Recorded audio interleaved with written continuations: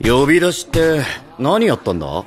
ほら、あいつ成績一番下だから退学でも言い渡されるんじゃねえのMC yang diremehkan biasanya lemah dan mempunyai rank rendah. Tapi gimana jadinya kalau MC-nya overpowered tapi diremehkan? Pasti bakalan banyak orang yang terkejut dengan kekuatan asli MC-nya. Berikut ini adalah 10 anime dengan MC overpowered yang diremehkan.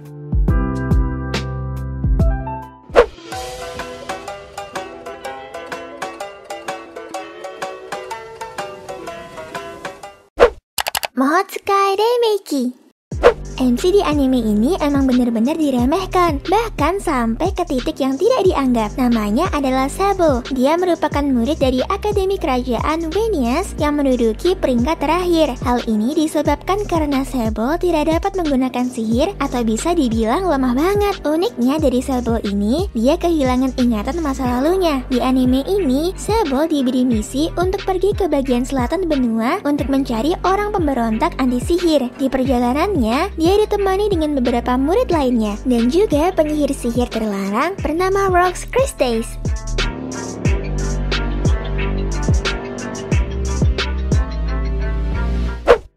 Zoid's Wild. Anime ini merupakan sequel dari anime Zoids tahun 1999. Sequel kali ini menceritakan tentang bocah bernama Arashi yang tergila-gila dengan Zoid karena ayahnya yang merupakan seorang Zoid Hunter. Zoid Hunter ini tugasnya memburu Zoids liar dan buas yang berkeliaran untuk dijinakan. Suatu hari, Arashi bertemu dengan Zoid tipe lion legendaris yang sedang diburu oleh pemburu Zoids jahat, dan sejak itulah Arashi memiliki hubungan dengan Zoids itu. Dan dari situ pertualangan Arashi dimulai untuk menjadi Zoid Hunter.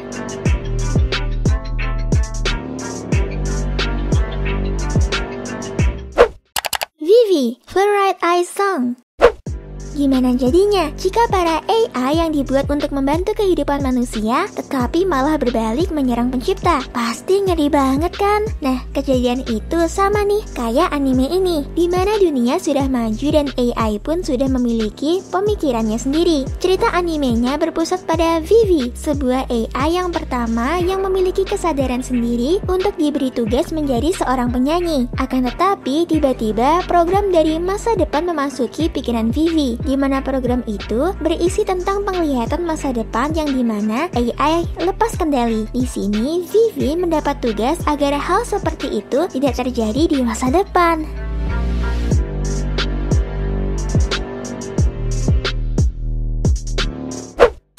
Lihat Gobyo de Beto.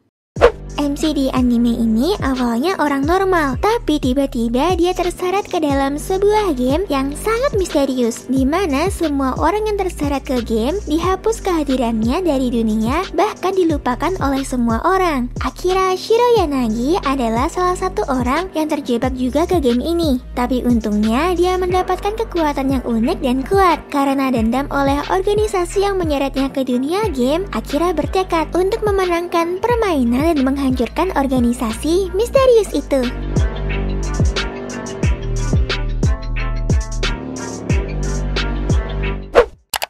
Divine Gate. Bagi kalian yang penasaran di thumbnail anime apa, nah inilah animenya. Anime ini bercerita tentang dunia di mana muncul gerbang suci Divine Gate yang menghubungkan dunia ke alam lain. Mendadak bumi mengalami kehancuran dan ekosistemnya tidak stabil. Bertahun-tahun kemudian, akhirnya dunia kembali damai dan keberadaan Divine Gate dilupakan oleh kebanyakan orang dan menjadi legenda fiksi. Namun, Divine Gate tidak selamanya dilupakan. Akane, Midori, dan Aoto memilih untuk tetap percaya dan terus mencari Divine Gate yang rumornya dapat mewujudkan keinginan apapun.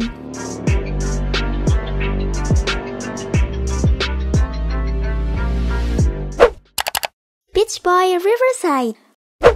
Mungkin bagi kamu yang gak terlalu suka genre anime yang sadis, anime ini mungkin gak terlalu cocok buat kamu. Animenya mengisahkan Seldiran Eldrake, putri dari kerajaan Eldrake. Semasa kecilnya, ia bermimpi untuk mengelilingi dunia. Sayangnya, ia tidak mengetahui bagaimana kehidupan di dunia luar, mengingat masyarakat di sana hidup di balik tembok tinggi dan kuat. Walaupun Sally tampak seperti orang baik dan kawaii, tapi di balik sisi baiknya Sally, ternyata dia seorang yandere yang sadis. bagus. Namun buruknya, Sally nggak sadar kalau dia yandar. Animenya menurutku cukup bagus, tapi anime ini terlalu sadis untuk ku tonton.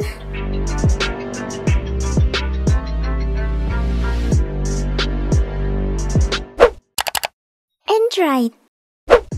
Shun Asanaga adalah siswa SMP berumur 15 tahun dengan kepribadian yang optimis. Suatu hari, ia menemukan sebuah kristal aneh di kantor ayahnya yang merupakan seorang ilmuwan. Ketika Shun menyentuh kristal itu, tiba-tiba Shun berpindah ke dunia bawah. Di dunia bawah ini bersetting seperti abad pertengahan, di mana masih adanya kudeta dan perang. Di sini dia bertemu dengan mantan pangeran yang dipenjara karena kekuasaan ayahnya diambil alih dan seorang wanita bernama Alicia.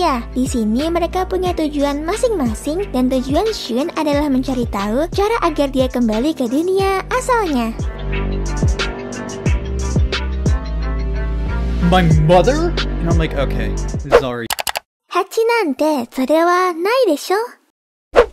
Bercerita tentang Shingo Ichinomiya berusia 25 tahun, di mana dia bekerja di sebuah perusahaan yang sibuk banget. Pas lagi pusing-pusingnya memikirkan pekerjaan buat besok hari, tiba-tiba rasa letihnya membuat dia langsung tertidur pulas, dan ketika bangun, dia berada pada tubuh anak kecil berusia sekitar 6 tahun. Di saat yang bersamaan, ia menemui fakta bahwa ia adalah seorang anak bungsu dari keluarga bangsawan miskin yang tinggal di pinggir negara. Meskipun memiliki tanah yang luas, ia tidak mempunyai keterampilan administrasi sedikit pun. Meskipun begitu, ia diberkati kemampuan langka yakni sihir. Apa bisa ya bocah usia 6 tahun ngelewatin masa sulit ini?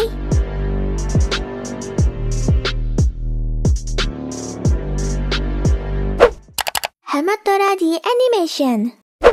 Minimum merupakan istilah untuk kekuatan supernatural yang muncul secara alami dan orang-orang yang memilikinya kemudian disebut sebagai minimum holder. Dengan kemampuan bergerak secepat suara dan melipat gandakan tenaga, Nice dan Murasaki membentuk kelompok detektif Hamatora dan mengandalkan kekuatan minimum untuk menyelesaikan kasus. Sebagian besar kasus tersebut hanyalah masalah sepele, namun tiba-tiba muncul sebuah kasus besar yang menyangkut tentang kematian minimum holder yang kini mengancam seluruh kota Yokohama. Oleh karena itu, Hamatora langsung bertindak untuk memecahkan kasus tersebut.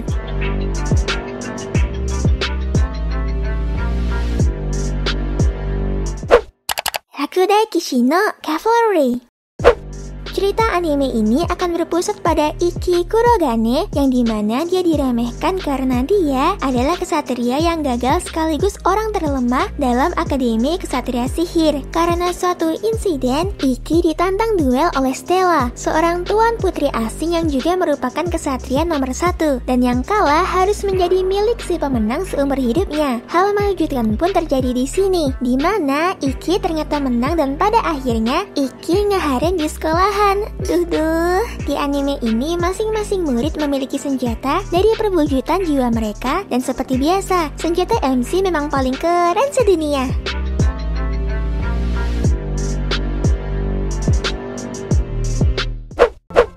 Segini aja untuk video kali ini. Ami pamit dulu. Terima kasih udah nonton video ini ya.